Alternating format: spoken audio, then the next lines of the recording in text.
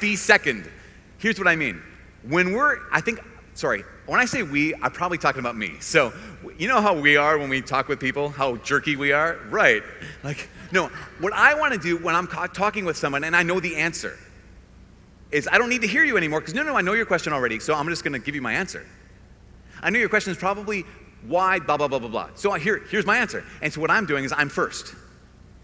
I'm going to put myself first. And yet, those of you who are good at relationships, you're good at communication, no, don't be first, be second. And this idea of truth is, I need to listen to you if I'm going to have anything to say to you.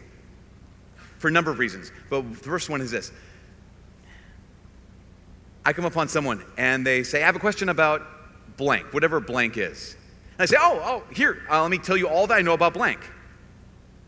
And I can be completely off the target, as in that thought I would have is this. I live in Duluth, Minnesota, and imagine someone called me up and said, Father Mike, how do I get to Minneapolis, St. Paul? How do I get to St. Paul? Oh, easy. Yeah, you just drive south on 21st Avenue, and then you take a right onto 35E, and you're going south, and then you take another left, and then drive about 12 miles, and then take another right, and then you drive about 112 more miles, and then you take a left after that. And they're like, okay, I'm currently in Fargo. Okay, so what I need to do is, I'm giving them my directions. So here's how I would get from where I am to St. Paul. I don't know where you are until you tell me where you are. And so if I'm going to give anyone any kind of guidance, any kind of feedback, any kind of direction, where are you right now?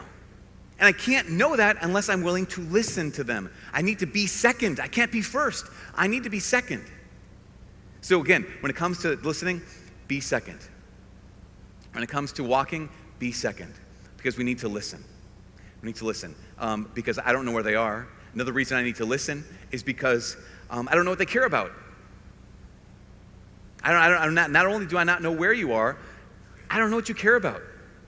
You've probably had this when it comes to apologetics. Someone says, so what's up with this belief in purgatory? You're like, oh, no, it's okay. It's because it's in Scripture and da-da-da. They're like, I don't care about Scripture. I just want to know, do I have to go there? Or I just want to know, how painful is it?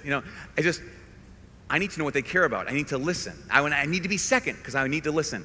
But another thing is this, it's respectful. When I'm not first, but I'm going to be second, and I'm going to say, and I need to listen to you, what I'm trying to communicate is this. You have something to teach me. I have something to learn from you. Particularly if you're like, no, I've read all these books about this, and I know why this is wrong, why this is good, and why this is supposed to be the best thing in the world.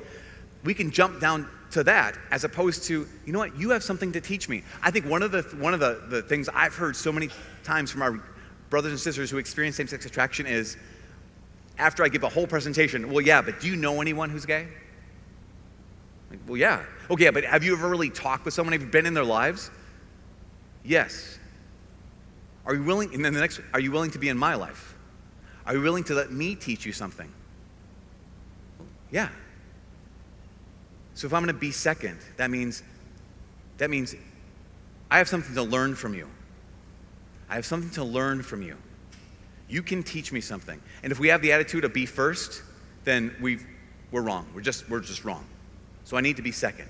I need to listen. I need to have the attitude I can learn something from you. How far this goes. A couple weeks ago, I was giving a talk in Halifax, Nova Scotia at a Steubenville conference, and I gave a talk on this topic, but it was on just here's the church's teaching with this regard. After the talk, two young women came up to me and they expressed how they experience feelings of transgender feelings about themselves. And sit down and, well, tell me, what do you mean you feel like you're not really a girl? What do you mean you feel like you're asexual? What do you mean you feel like you're a boy? These two different girls.